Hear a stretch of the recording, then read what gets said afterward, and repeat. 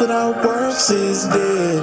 I don't wanna die so soon. I got moves to make instead. I ain't scared, I'm prepared. Big ideas inside my head. I'm gonna make them manifest. And I'm dressed for success. I left, right, order my steps. Network, I ain't gotta do it by myself. Who you know, show me who you know. Better let them know we bout to blow. It's time to go, go, go.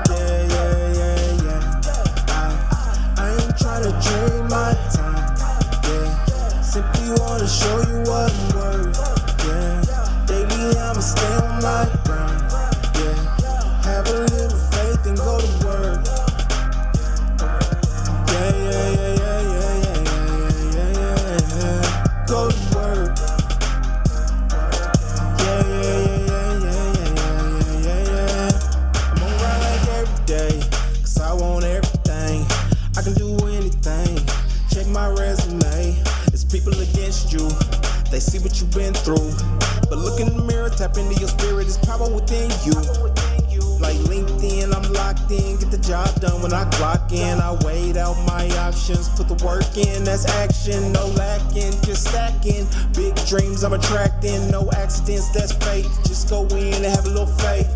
Faith without works is dead. I don't wanna die so soon. I got moves to make instead. I ain't scared, I'm prepared. Big ideas inside my head. I'm gonna make them manifest. And I'm dressed for success. I left, right, order my steps. Network, I ain't gotta do it by myself. Who you know, show me who you know. Better let them know we bout to blow. It's time to go, go, go. Go to work, get to work, yeah. Go to work, yeah. Go to work, get to work, yeah. Go to work, yeah. I ain't trying to trade my time, yeah. Simply wanna show you what I'm worth, yeah. Daily I'ma stay on my grind, yeah. Have a little faith and go to work. Go to work. Yeah. Go to work. Go to work. Yeah. Okay. Now go nuts.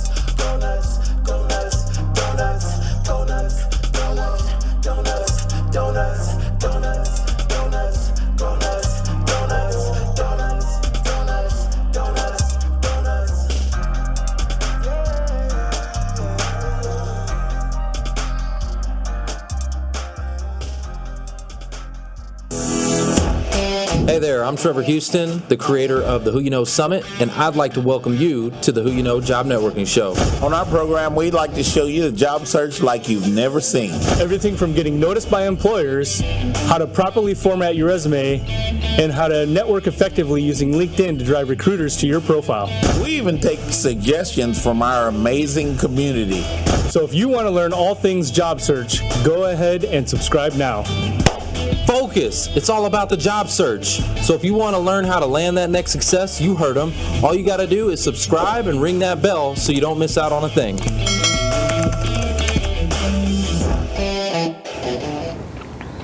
Welcome to the Who You Know Job Networking Show, where what you know is important, but Who you know?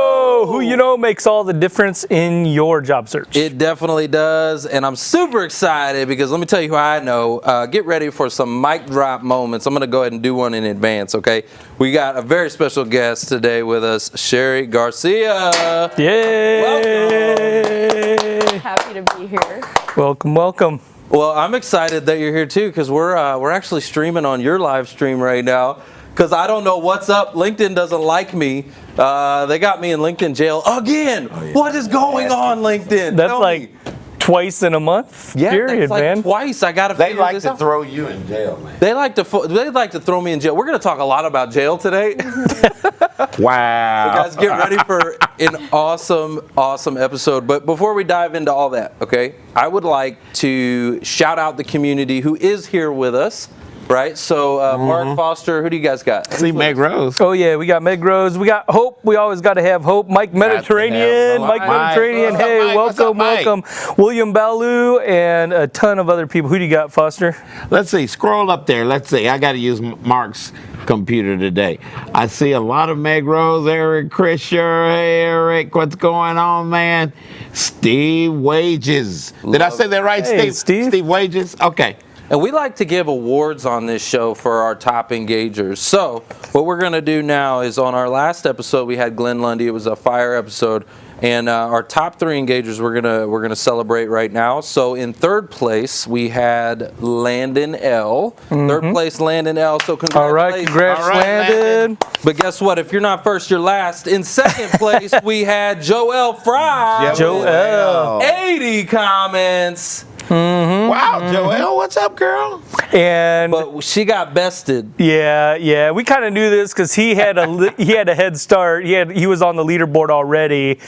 But number 1 is Paul Haggerty, Haggerty. 86. With 86. Edged it out by 6. By 6 points, Yep. right? 6 points. I love that. But here's what I love about this too, because we like to give out awards. So for the month of February, our top engager was actually Paul Haggerty. Yeah. Paul Haggerty Congratulations, again. Paul. And this is the second month in a row. That's Again, right. Paul. Okay, so what we do, Cheri, is the top engager of the quarter actually gets to come on the show because they're showing so much love. They get a seat at the table. We're gonna, show some love back, right? You feel me? So he's like, I gotta get on the show. I gotta get on the show. So he's been our winner twice in a row. Twice in a row. He gets one of our Who You Know Ice Shakers. So you're gonna get a second one of these. You're gonna love that. And Paul, another special announcement about Paul. Yep. Oh, you're gonna steal my thunder? Yeah. Come on, man. Let's do it. Come on. This is for Paul. Hey, grab your money. What's up, Paul? All right, I yeah. don't even know what time it is. Paul, this is for you, man. Congratulations, Paul. All right. Paul's back to his Congratulations. cash flow. Yeah, he got back. Paul, checked out that cash. Got landed. Wow. Wow. Congratulations, Paul, you emptied my gun, man. He's back to his cash flow. So, okay, here's kind of what I'm thinking is Paul's trying to get on the show. So, Paul, are you going to disappear now, or are you going to be here the next few weeks trying to, because we still got a month to go. We still got 1 month to go, and we'll see. I want you on the show. And you got to beat Joelle. I mean, Joelle's in second place right now. She's catching up. Joelle's coming. She's on her way. If you disappear, man, then guess what?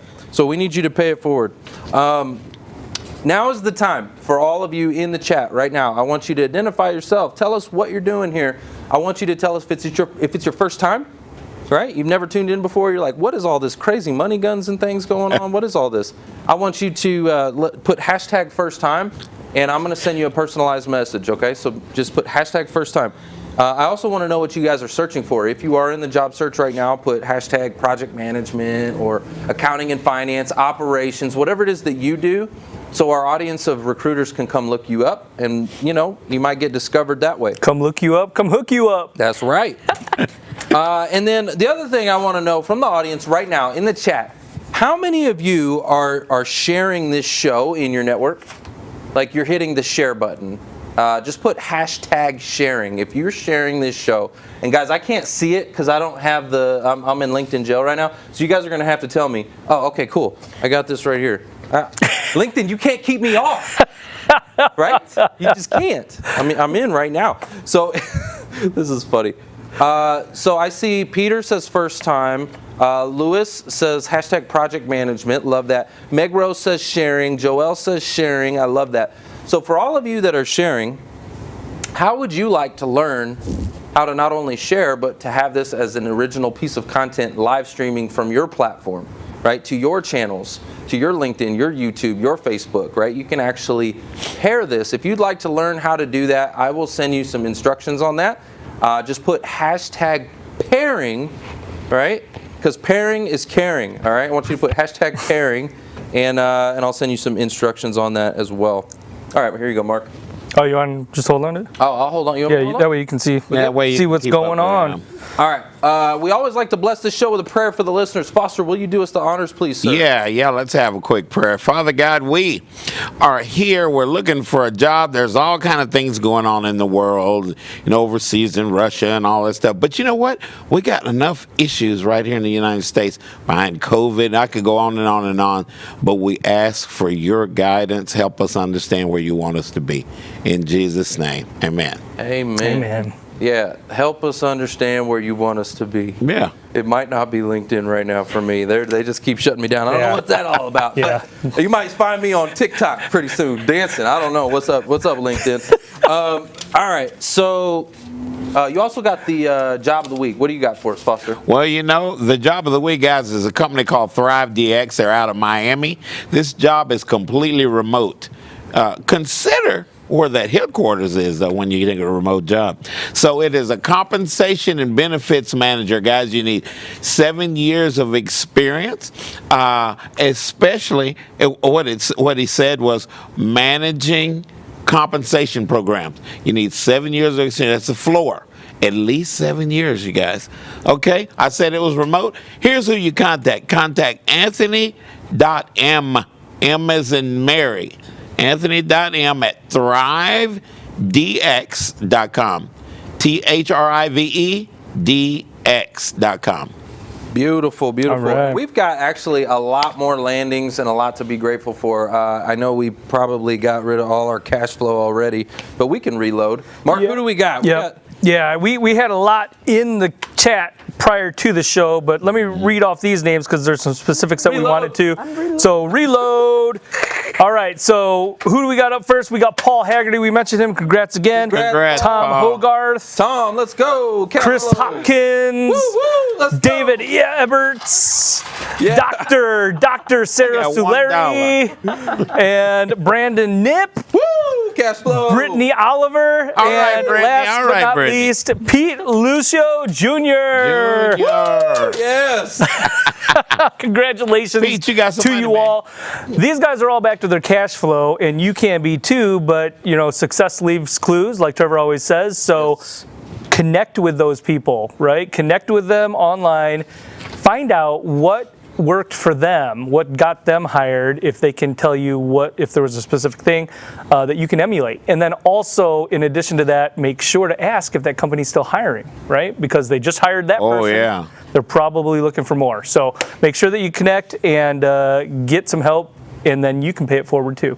Absolutely, because it's all about who you know. And speaking of paying it forward, I've been talking about this a lot lately. We're doing a Pay It Forward campaign. So I want to know in the chat, how many of you are participating in the Pay It Forward campaign by sharing our Career Transition Summit to 3 job seekers, right? How many of you are doing this? Tell me, just put hashtag Pay It Forward in the chat if you're doing this.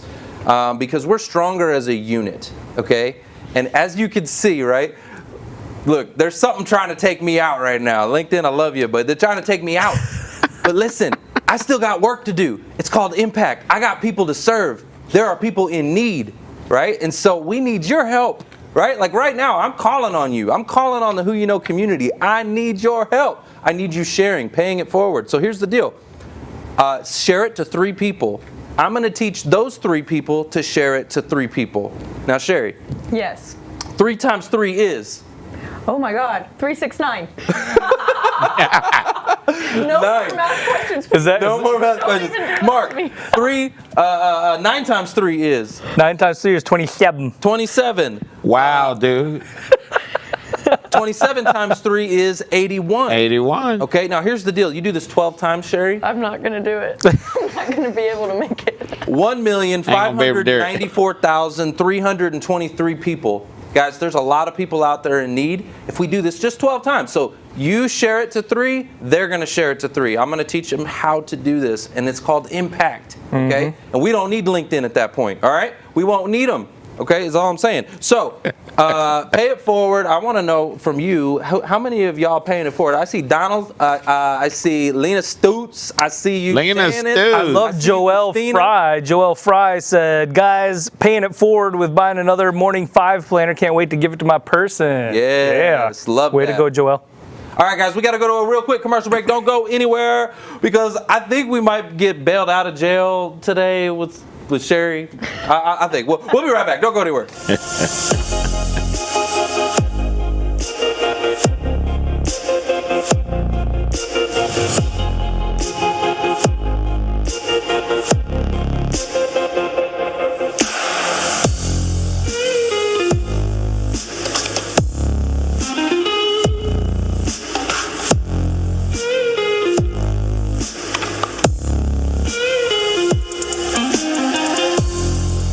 If anyone is out there and you're a realtor or you are looking to get your real estate license, it's a very low-cost entry, $300 to take your real estate course online. Inexpensive compared to like a college. EXP is $150 to join, and it's like $84 a month. So relatively speaking, these are very inexpensive costs.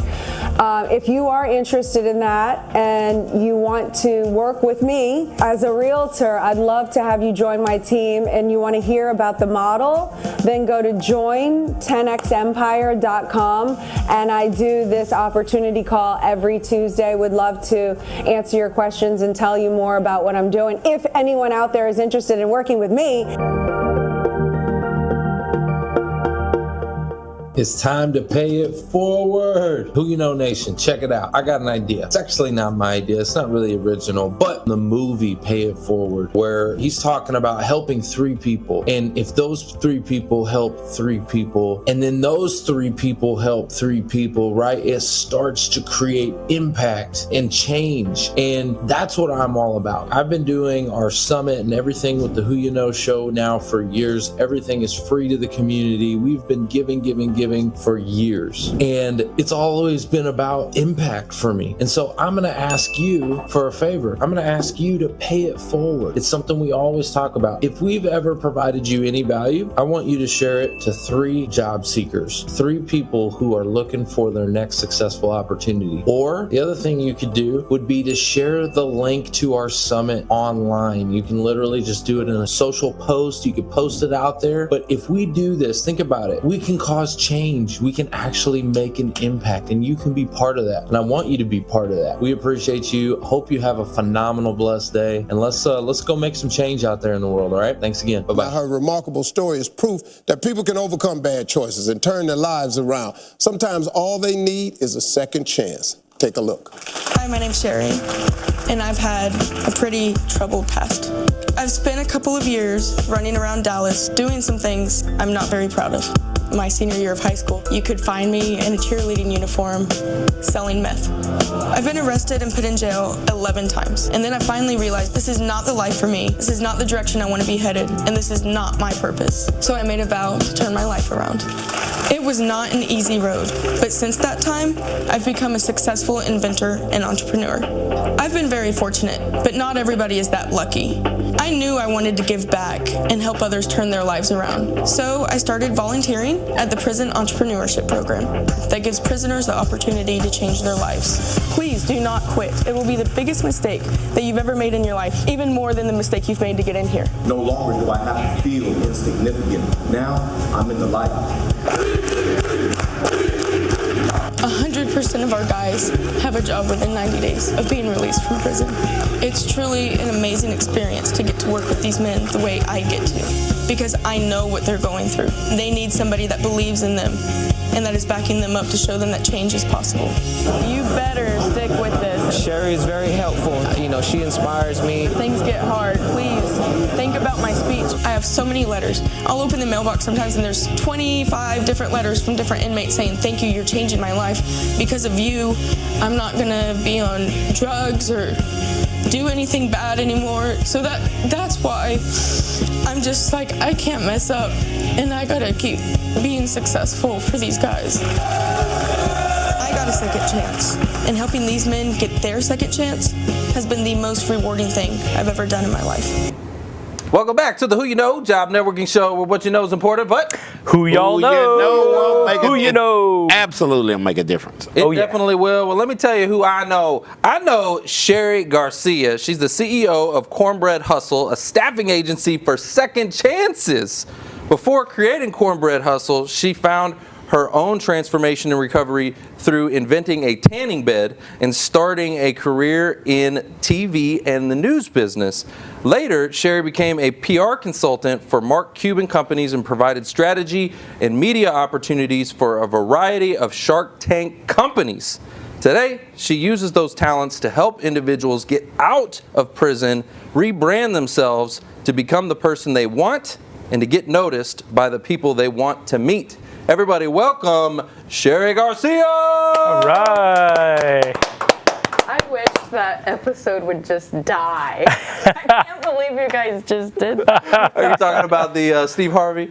Yeah. Okay, what is it you just hate about that? It's like nails on a chalkboard My for you. eyebrows, my hair, what I was wearing, the fact that I did mess up again. I did. I absolutely. And the fact that I was drinking while probably doing that interview. Oh, wow. So it's been a journey. So I've had my company for 5 years, been sober for 3, but started volunteering in prisons 10 years ago. So the passion and purpose was always there, but I was pouring into other people instead of filling myself up. Pouring out of an empty cup? Yes, I sure was. Okay, hold on. So, well, I want to just say I appreciate your honesty, right? Like, that's just, I love that. Yeah. Yeah, so I'm going to give you a mic drop for that. Well, let's go back. Let's take us back. Okay, it said that you got in a lot of trouble and stuff like that when you were in high school. Was it before high school or was it during high school? What was that like? What was it like for you then? What was going on? In high school, I decided to try meth. It was appealing to me because I heard it makes you lose weight, stay up late. I had the whole myth that I'd get good grades. Yeah. all the fringe benefits. Oh yeah, all the benefits. So yeah, and it worked until it didn't. I did get to feel all those benefits. People don't do drugs and alcohol just to destroy their lives. They do it because it works for a while. Because it feels good. And it feels good. Right? Well, I mean, if it like burnt your skin and you're like, you probably wouldn't do it, right? This ain't worth it. You'd be like, but it's the opposite. You're like, ooh. That can happen when you cook meth, though. Oh, okay. Don't do that. Don't do that. Yeah, exactly. Wow. Touche. Explosion pattern. So was that like, was there something else going on, or was like, is just because, you said you wanted to lose weight? Yeah, that was really the leading reason. I had an obsession with that. And all my arrests and stuff, like looking back at that show, like they were real petty. I had a couple of thefts that aren't even on my record now. Every time I got arrested, it was because of an unpaid warrant. It was because of my lifestyle. A DWI that ended up being clean, expunged from my record. So the only thing I currently have right now, so I've had like second chance, third chance, fourth, 50 chances. The only thing on my record right now is a misdemeanor DWI that I did get while being the CEO of Cornbread Hustle, and that was really what made me finally turn my life around. Just having to be on probation. I told y'all you're going to be dropping the mics a lot. Yeah, I'm ready. I'm ready. Look, you got all of them. Having to be on probation, I literally had a breathalyzer in my car that I couldn't afford. I was scared my breathalyzer was going to get repoed, then I was going to violate probation because I couldn't pay for my car. Then I was going to violate probation because I couldn't pay for probation. And, although people were getting jobs, and even back then on the Steve Harvey show, like those people that I was serving, they're still doing really great today. So God wastes nothing. It wasn't like I was running around just being a menace. I was trying to do my best to help others. I was just really hurting myself in the process. So it started with that, right?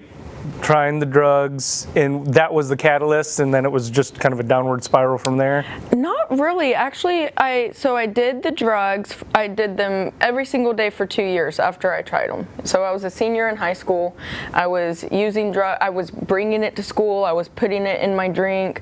Like I was smoking meth in the parking lot. All of it. It was really, really bad. Yeah. Really. You were right here in Dallas when all that was going on, weren't you? Yeah. Right. So I'm trying to like connect some dots, right? I'm trying to really like dig a little deeper, because for me, I got in a lot of trouble in my teenage years, but there was some things going on behind the scenes in like the way I was living, like what was actually happening. Was there something like that happening with you, or was it just like what was going on? There was. I don't know if I'm really ready to publicly talk about it yet, but yes, it was a family member that introduced me to the drug. Fair enough. So same here. I was smoking pot with my mom at 13, right? And other worse drugs than that. And at you're 13. the only interviewer that has known to even ask that question. And I've been like really wrestling with when do I want to come out with, I've always just owned it as I just made the decision, and everyone's like, what an idiot, No, it typically doesn't work that way. There's gotta be some more backstory. Yeah, there's more. I mean, I just knew there had to be more. Like the way I grew up, I mean, I had a lot of things going on behind the scenes, and I got in a lot of trouble because I was angry and I was bitter, and there were things going on, and that was an escape, and it was in front of me. I was watching my mom do it. I'm doing it, with her. It became okay, acceptable, all those things. So that's why I just wanted to know, like, what was going on, kind of behind the scenes. And so the span of 10 to 11, times in jail, what kind of time period was that over? Oh gosh, my first couple of arrests was before I even tried meth.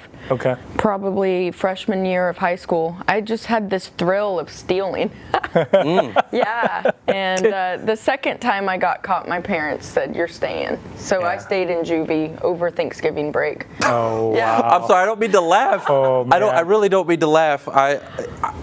There's just so much commonality. I'm like, you just brought me back to when I was in juvie. I will tell you, juvie is way worse than, for me, it was way worse than any times that I've been in adult jail. Because juvie, they're responsible for you. So they're going to make sure that you're like doing everything by the book. Like my best friend worked in juvie, 18. and that's what he said, yeah. Yeah, a lot more stringent. Adult jail, they're kind of like, you're screwed.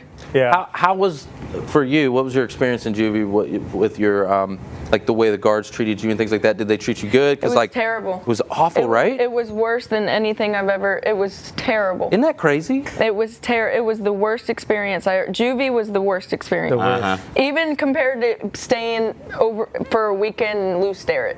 It's just. Shout out to Jason Pettit. Okay, Jason Pettit was one of the guards when I was in juvie. Okay, and he was amazing.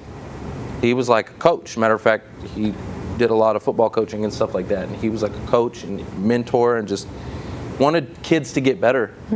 And so anyways, I shout out to him. But everyone else there was just awful. Yes. Just horrid. I remember there was this sweet lady that came in and she snuck in Smarties. Somehow she snuck them in. And they were like, I hate Smarties, but when you're in jail, you love Smarties.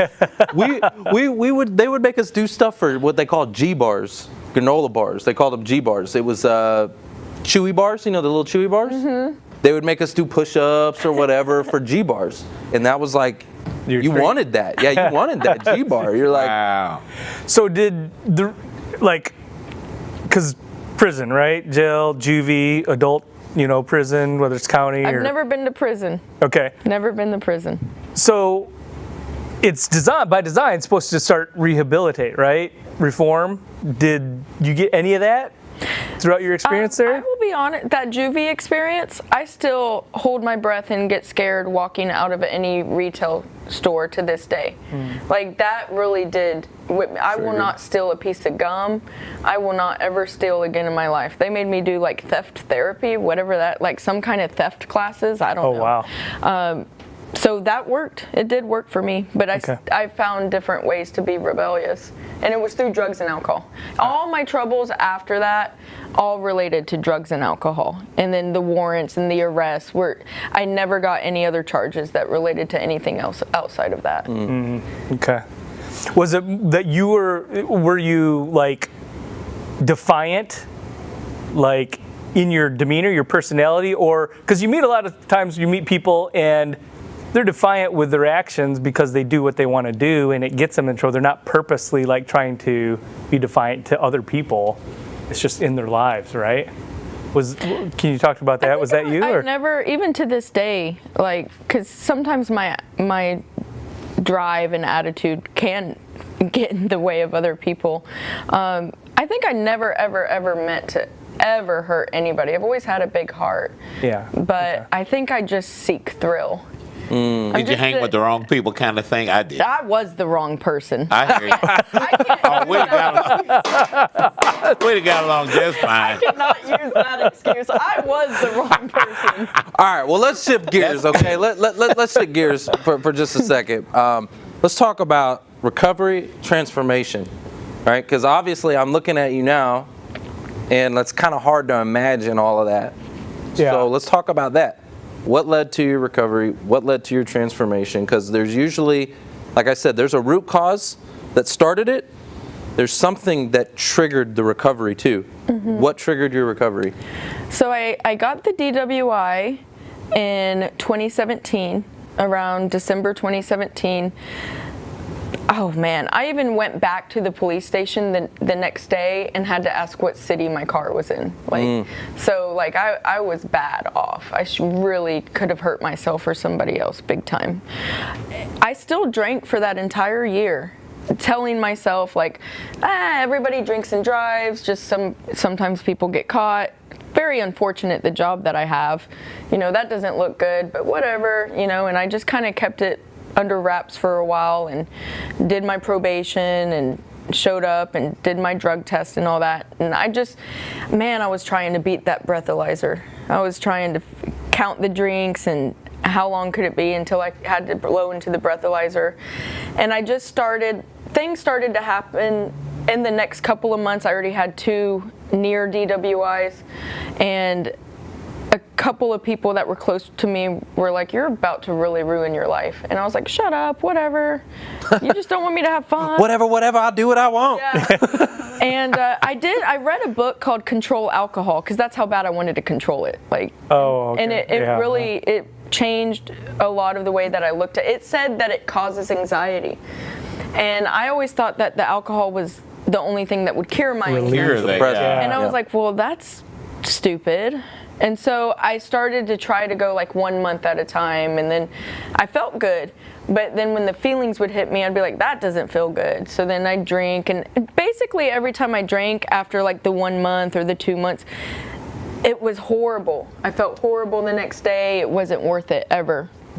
Christmas Eve comes along. I wasn't planning on never drinking again. I was just trying so hard to control my drinking. And so I even bought like a 12-pack of Topo Chico and a handle of Tito's and Red Bull. And I was like, I'm gonna pick you, and you, and then start over, you, and you. I was gonna like pick through the drinks throughout the night, and I did. At the end of the night, I was drinking a Topo Chico with my pinky up, and I was like, I did it. I controlled alcohol. I'm gonna go to bed. I'm gonna wake up sober and not hungover. And I woke up and I had anxiety. And I just thought to myself, I don't think this is good for my mental health. I still wasn't admitting to having a problem. I was like, this must not be good for my chemical imbalances in my brain. And so I just said, I think I'm going to stop drinking.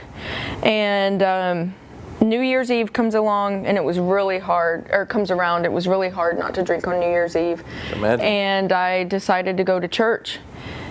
And I was not a church person. And in fact, when I pulled into the parking lot, I was like, why are so many people here on New Year's Eve? These must be the most lame people. Like, I knew why I was there. I was there because it's the only place with music and like some foods and some treats without any alcohol.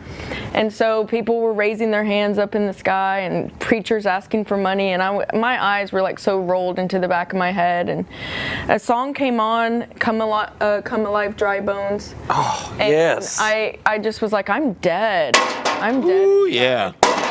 And I didn't know at the time what it meant to have the Holy Spirit hit you, but I know that that's what happened. And then little by little, the Lord was speaking to me and telling me, like, I turned straight to Proverbs 20. It said, wine is a mocker, beer is a brawler, who is led by it is astray.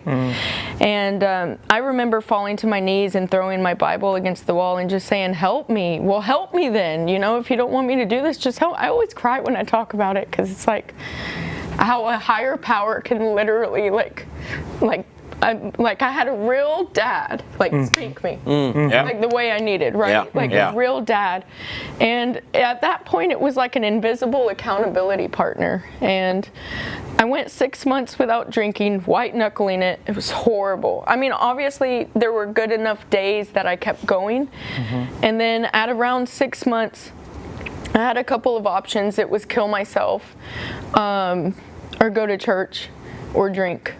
And at that 6 months, I decided to go to church, and I had another Holy Spirit moment, and I felt better. And then that's when I decided I'm either going to stay sober and keep going, or if I don't tell people, I'm not going to stay accountable. So I got on LinkedIn, and I did a selfie video as the CEO of Cornbread Hustle, telling the whole world I got a breathalyzer in my car. And I'm just sharing this with you because I bet there's other professionals that have a breathalyzer in their car and feel ashamed and embarrassed and scared.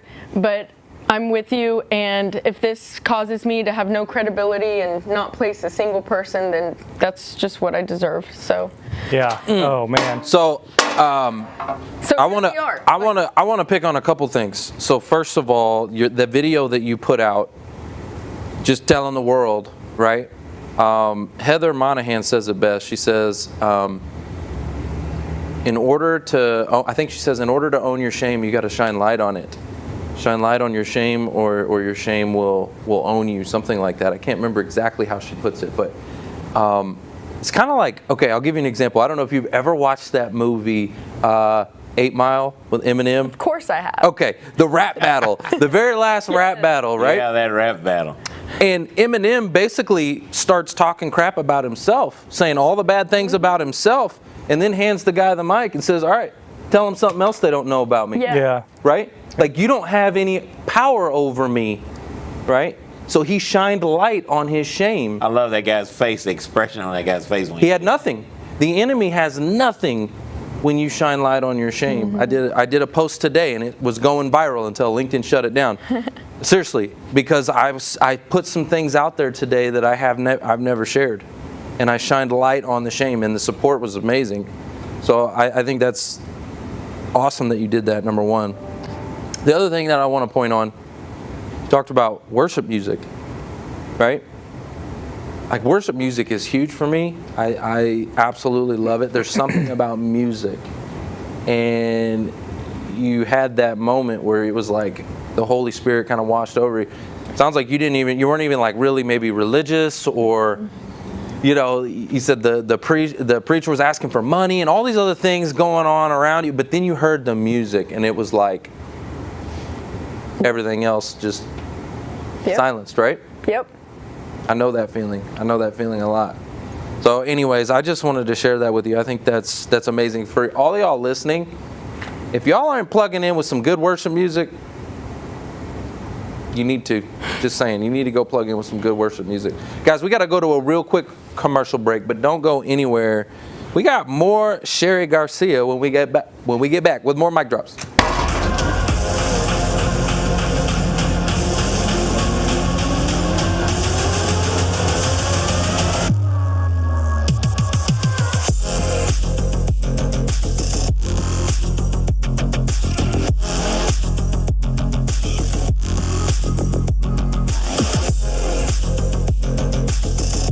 Hey guys, come work for the most innovative company in the world, 10X Incubator. We're launching 10,000, listen to me, 10,000 tech companies in 10 years.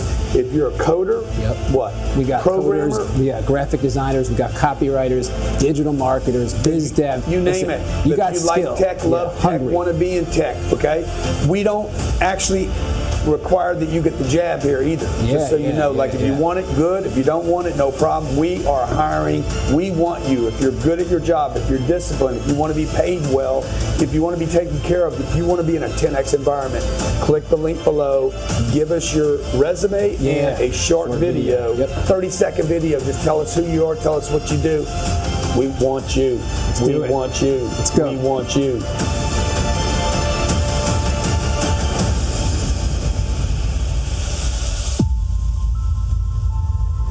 Hey, Trevor Houston here from the Who You Know Job Networking Show. And if you're currently out of work and maybe feeling a little past your prime and employers aren't necessarily knocking your door down to hire you, I want to tell you about a free training we have called the Career Transition Summit, where it's going to do 3 things. These 3 secret things are going to help you get back to your cash flow. So number 1, it's going to help you to rehumanize the experience of finding a job. It's been dehumanized. We need to put that human element back in. And number 2, we have this special formula that helps you to get noticed and stand out from your competition. And number 3, we have the formula and the systems to help you to get back to work by saying what you need to say in the interview process so you can close the deal and get your bank account full again. And the best news is it's absolutely free. So if that's you and you're feeling like you're a little past your prime, and we know you're not, and you really want to look as good on the outside as you are on the inside, click the link now to gain special access to this free training we have called the Career Transition Summit. It's going to get you back to your cash flow. It's going to help you to get noticed and really get you feeling good about yourself. So click the link now to get started.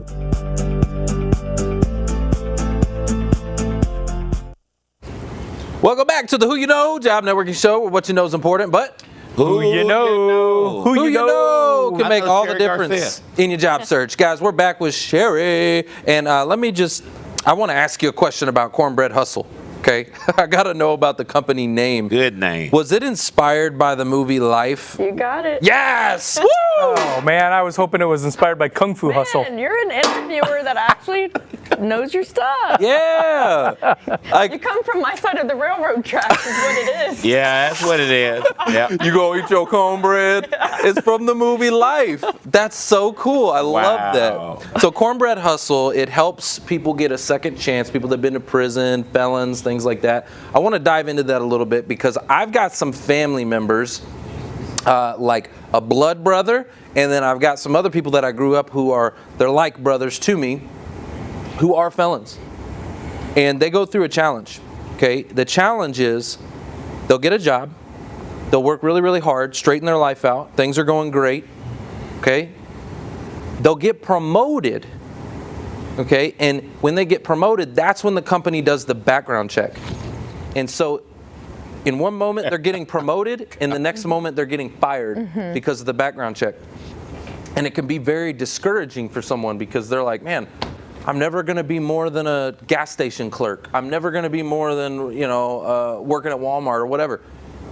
So what can corporate America do differently? What would you recommend to someone like that who feels like, man, I'm trying, I get up, but as soon as I get up here, I get slapped back down?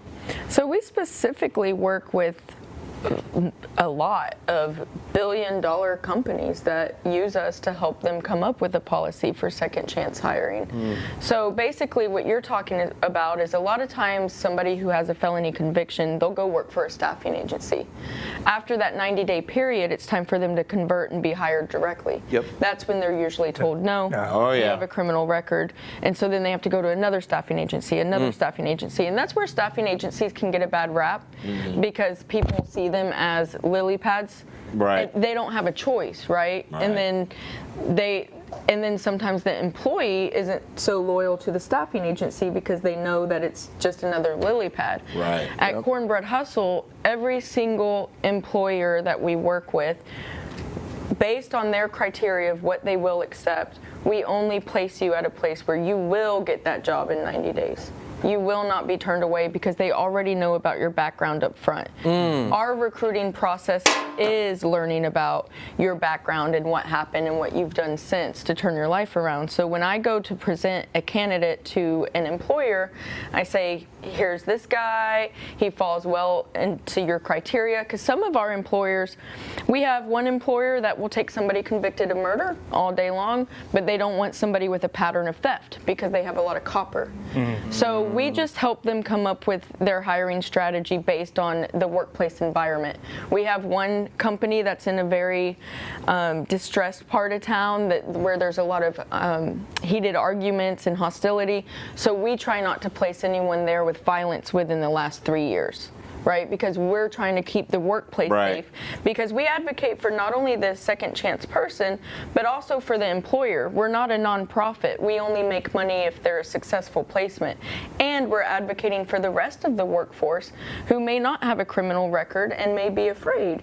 And so there's a lot of times that I'll go in and do empathy training and talk with the rest of the workforce and help them understand that Cornbread Hustle is now partnered with your company, and this is a good thing. Your company's paying it forward. They're making a difference, and these are the type of people that we're bringing in.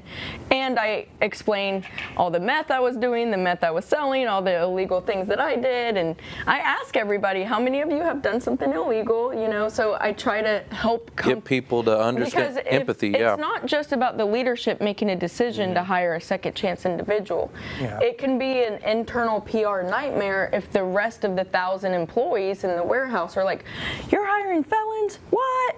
Right? So I come in with the PR background. That's what you said in my bio, right? Like I have a background in PR and marketing, so I use those skills now to help people rebrand themselves and to get the jobs that they need. That's awesome. Are you finding the business end of corporate America outside of the industrial end of corporate America, which I'm sure, you know, is what you see a lot of? Are you seeing the business end open up to these ideas? Absolutely. So if you guys have been following me on LinkedIn, you've seen that I've posted several six-figure opportunities, some of them being remote. Yeah. Woo! 6 figures.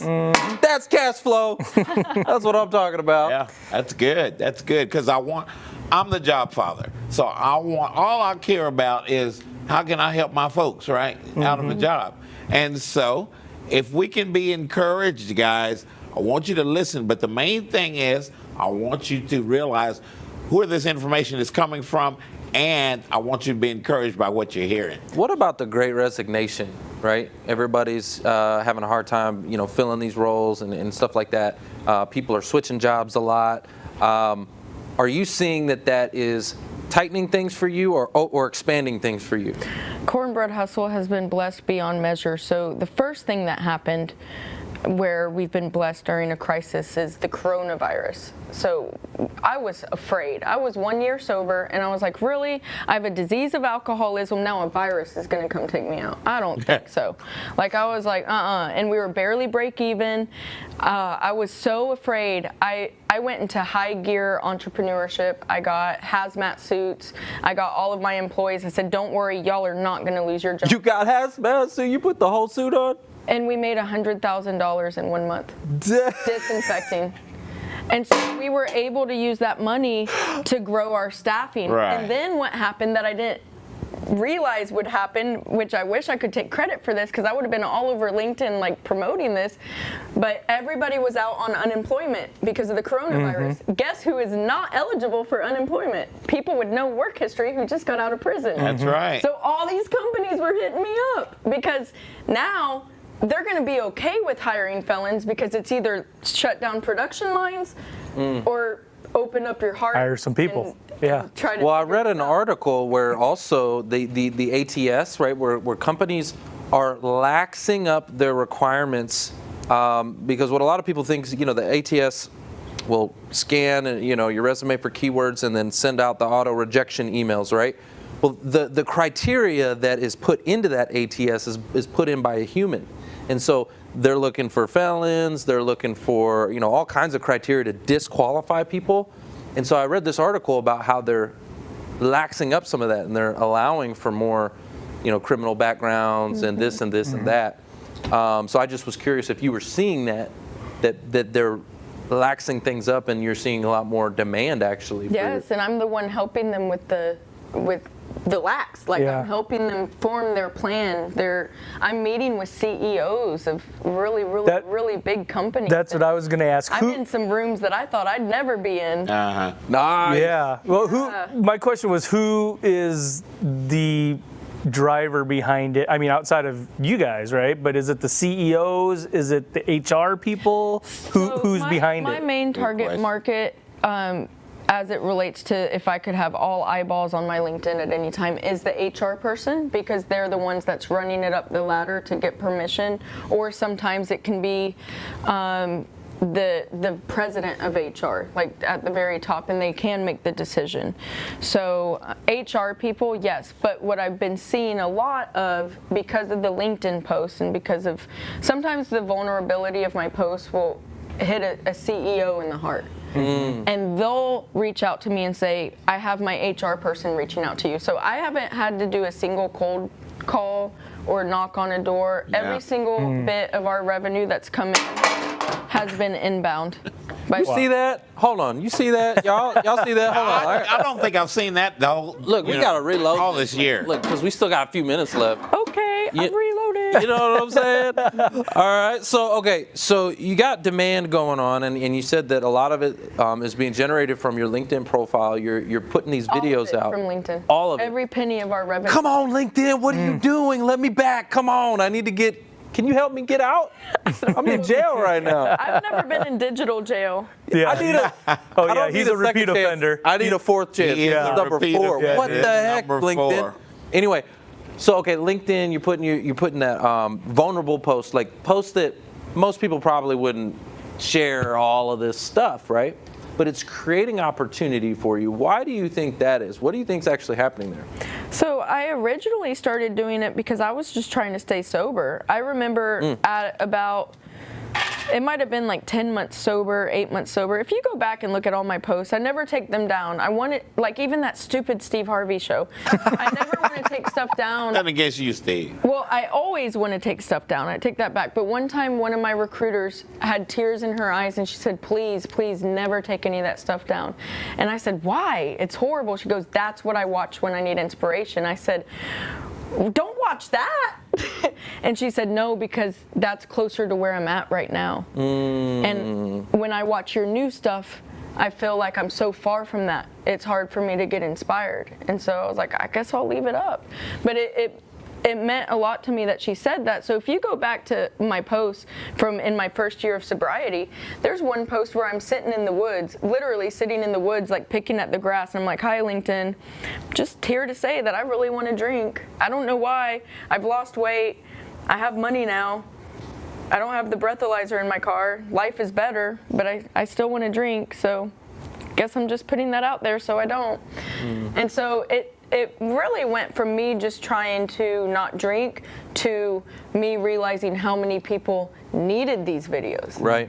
And so now it's almost, obviously, yes, we get a lot of business because of the videos, but it really is an act of service for me. I have 7 a.m. recovery meetings on Tuesday mornings, virtual, 7 p.m. on Tuesdays, and a 7 a.m. Bible study on Thursday. Like, I do these things, none of these things are for money, but the result of it, you know, we end up attracting the right clients. The right clients that are going to give the right jobs to the right people who need a second chance. And you see there, I said right people. We're not a nonprofit. I'm not casting a net and hoping for the best. If you haven't made, you don't come to Cornbread Hustle to get a job to fix you. You fix you, and you come to get a job. Yeah. Can I say something real quick? I want to give you a mic drop. All right. So for y'all job seekers out there, you're hearing this, right? So I want you to take what she's doing, okay, and I want you to actually do that for yourself, okay? Here's what I mean by that. You want to attract the right employer? Start being vulnerable and start giving the behind the scenes, what's actually going on in your life. Not all this whatever, polished whatever. Like tell them, like maybe you have a post where you're like leaned over, like you said you were in the woods picking grass or whatever. Like you're like looking over your resume like, I just got rejected or whatever. Like maybe it's a hard day for you. I need to see that online. I need to see the good days, the bad days. I need to see the behind the scenes to let us know who you really are and what's really going on, because it creates relatability, right? It creates empathy. It creates so many different things. People can connect with you as a human. and you will actually attract the employer that you're supposed to be with, guys, and you won't end up at a job that you end up hating, and 6 months later you're gone, okay? That's why people are leaving with this great resignation, is they don't like where they're at, and they're just like, peace, I'm out. So anyway, start putting yourself out there, guys, and you'll attract the right things in your life. I didn't even have the budget to hire someone, and I hired someone the other day because she reached out. She was like, listen, I'm 3 years sober. My life's just completely messed up because of my own decisions. I have a job that I don't like. I make X amount, but I'm willing to only make X amount. I'm willing to work for free. I just want to be part of Cornbread Hustle. And when we did our interview with her, she was sitting up all straight and not moving. And she finally said, you know what? There's a hole in my ceiling, and I'm just going to show it to you. That's what messing up your life does for you. You get in a trailer with a hole in your ceiling. And I was like, you're hired. Wow. But that's the whole thing. Like, there's enough fake, I don't want to say fake people out there, fearful. We have enough fear in this world where we're trying to be our best selves, and we're not showing our true strengths, which is if you can connect with another human being, you can learn anything else. If you can connect with, and HR people are just humans. Like the person you're say it again. They're just human beings that have real tears come out of their eyeballs just like you. Like, well, and none of us are perfect, right? And so, okay, here's the difference that I want to tell you guys right now. So, me and Cheri here, we got caught. Okay, we got popped a lot of times, okay? And thank God we did, actually. I thank God every day that, like, God got to get that spanking. I got my spankings a lot. As a kid growing up, I got my spankings. And that's why I'm like, I'm good now, okay? I'm tired of getting spanked. For a lot of you out there, you just never got caught. You did some bad things when you were growing up, okay? Like, how many of us want to get honest about that and just say maybe in the chat, like, I don't know, just let me know. Raise your hand. Give a thumbs up. Something. But what I'm saying is, like, Mark, you've done some things, right? Oh, I just never got caught. Oh, see, But you're Mark. Yeah, he's thinking of it right now. When I do things that I know I'm not going to get caught. Oh, you're just that sneaky, huh? Yeah. Oh, yeah. Oh, you're a master criminal? You guys up north are pants. Come on, son. Snake in the grass. I do have to ask. And you know them when you see them. She called you a snake in the grass. Wow, dude, what kind of snake are you?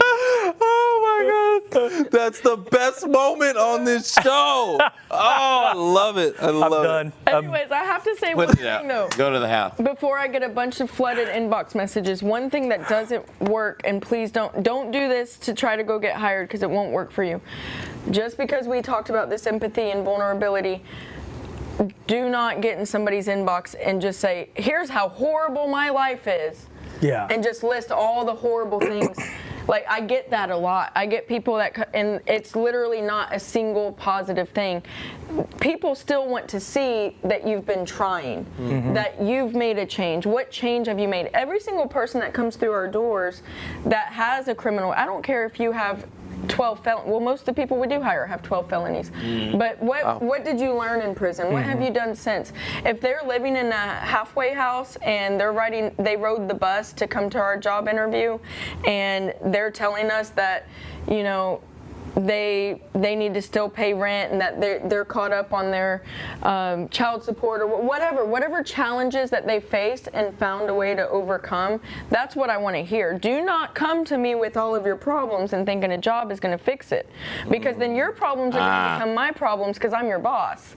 So yeah, it's not a pity party. It's not a pity party. Nobody got time for that. That was one of my questions. Is, you know, we deal with job seekers who go through this without having a record, right? And they're depressed. They're, you know, some of them are suicidal. We've run into that. I mean, there's just this cloud that's following them around.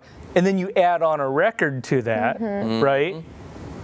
People can get, and you probably experience this as well. And my question is, when people get to a point where, you know, they're trying to turn their lives around, they're positive, they're making an effort, but life keeps on getting them beat down. Maybe they're not getting placed as soon as they need to or whatever.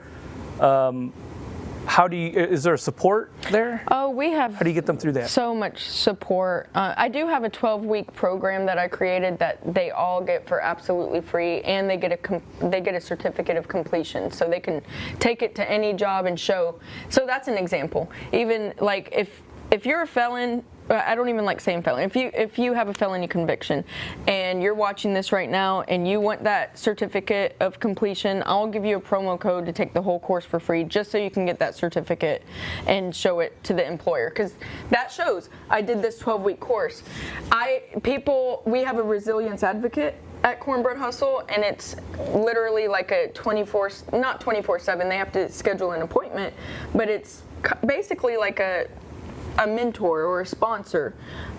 She does have her master's in being a therapist and all that, but just we don't like calling it therapy, right? So it's a resilience advocate, but we make sure that we have all the resources. We understand depression. So I just told you guys that I was suicidal at 6 months sober, but our main thing, our core values are eat. Like, are you going to eat your cornbread? So empowerment, accountability, transparency. And if in the interview there's zero accountability there, like you're telling us how horrible your life is, but you're not owning up any part of it anywhere. And just like I wasn't when I was like, I remember I went to an AA meeting once and I was like, well, entrepreneurship, it just got me living in my car and I sacrificed so much for these people. And I was just like, I've sacrificed everything. And one person was like, except for alcohol. Yeah. That was the start. That was the seed that was planted. And that was me not taking accountability for where my life got to. Like, I went from living in a high rise to having a really, really, really great job to now I'm running around just saying I'm an entrepreneur with no money at all and blaming everything in the economy and those stupid clients and that stupid person and that horrible business partner, instead of the fact that I just didn't stop drinking. So when we have someone come in and talk the way I used to talk, I'm like, hey. You can see it, can't you? All of our recruiters have at least 5 years experience being incarcerated or addicted to drugs and job seekers, we can see it. We can hear it. Because we're like, hey, you look like the old me. Yeah. We give you some resources and then come back and see us. Nothing against Mark, but the snake in the grass, we got a lot of snakes. I'm not trying to get you. Wow. Okay. All right. So this has been an amazing episode. We got a little bit more time here real quick. So I want to do a couple things. Number one, I would like for the audience, can we take a screenshot right now? I want you to take a screenshot of Cheri, and I want you to post that thing all over social media. I want you to tag her, and I want you to tell her how much this was important. I want you to put your favorite mic drop moment.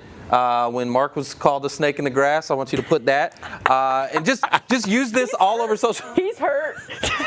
I'm not hurt because I know it's being smart. I know it's being smart. Y'all are negative about it, but I'm smart. No. Okay, and so blow her up on social. Also, what's the best way for people to connect with you? Is it your website or cornbreadhustle.com? Somebody on my team will see every single message that comes in, including me. It'll get to the right person based on what you're looking for. And last but not least, okay, I want to give a special shout out to Fanny Dunnigan. So Fanny Dunnigan is the one that got us connected. Everybody loves Fanny, and she's not a felon. Come on, son. Put Fanny on blast like that. Wow. No, she's not. Everybody loves Fanny. Fanny got us connected. This is all about networking and connecting, and I'm always looking for to add more world changers to this show. People that can inspire, motivate, and educate this audience. So guess what? You are now, can we go ahead and pull up that image of the Who You Know guests? Can we pull up the image? There you go. Boom. There you are. You're in there. You're right next to Foster with the rose on his lapel. See your picture there? Awesome. Yeah, there you go. There you are. So you are now part of the family, part of the community. Yep. Go, Cheri. So thank you, Fanny, for setting that up. We appreciate that. And guys, we are super intentional about this show. I'm very, very intentional. I want to take it to the next level. I'm looking for world changers just like you. Okay, so can we pull up the next image? This is our wish list, okay? So again, I'm being very, very intentional. You'll see some people on there. Matter of fact, we've got Claude Silver coming, okay?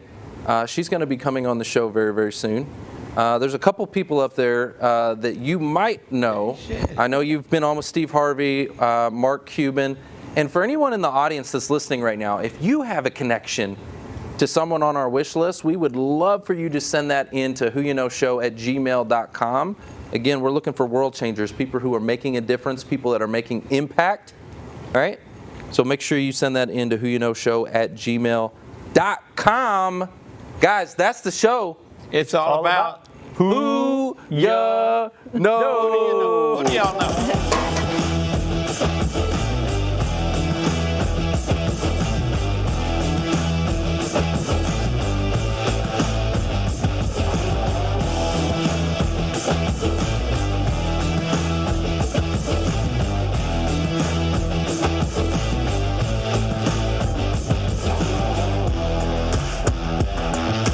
Trevor Houston here, and I want to thank you for tuning in to the Who You Know Job Networking Show. We hope you've been inspired, encouraged, educated, and entertained all at the same time. For information on our different events, workshops, partners, or partnership opportunities available, check out whoyouknow.show for more details. And be on the lookout for our new mobile app. You never know how this show could help someone you know?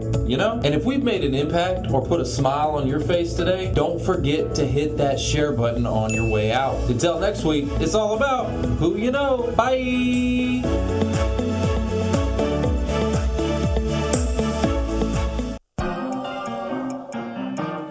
Yeah, yeah, yeah, yeah, yeah, yeah, yeah, yeah. Oh. Yeah, yeah, yeah, yeah, yeah, yeah, yeah, yeah. Faith without works is dead. I don't wanna die so soon. I got moves to make instead. I ain't scared, I'm prepared. Big ideas inside my head. I'm gonna make them manifest. And I'm dressed for success. I left, right, left, right.